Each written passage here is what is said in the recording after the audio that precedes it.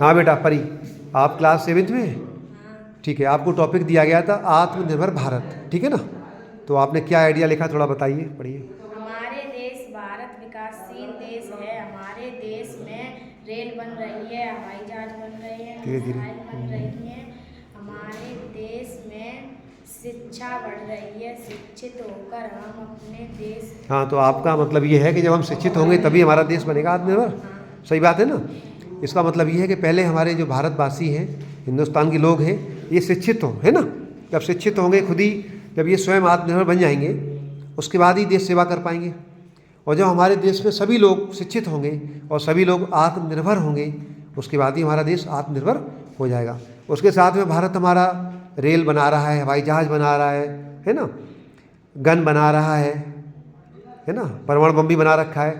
तो इससे भी हमारा देश आत्मनिर्भर लगातार हो रहा है। क्यों हो रहा है? क्योंकि हमारे पास वैज्ञानिक भी हैं, इंजीनियर हैं, अच्छे अच्छे पुल बन रहे हैं, है ना। तो ये भी मानते हो आप इस बात को?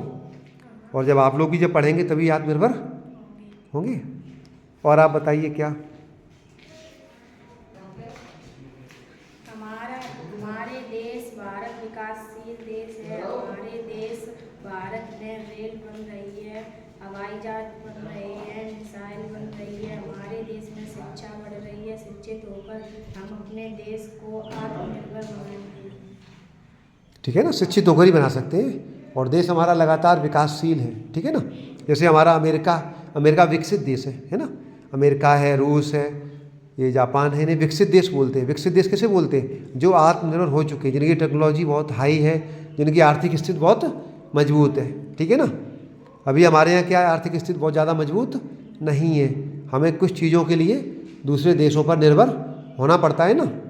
लेकिन धीरे धीरे हमारी टेक्नोलॉजी बढ़ रही है और इससे क्या होगा कि हमारा देश आत्मनिर्भर हो जाएगा। और कुछ समय के बाद हम कोई भी चीज़ आयात नहीं करेंगे, किसी देश से बाहर से मंगाएंगे नहीं, है ना।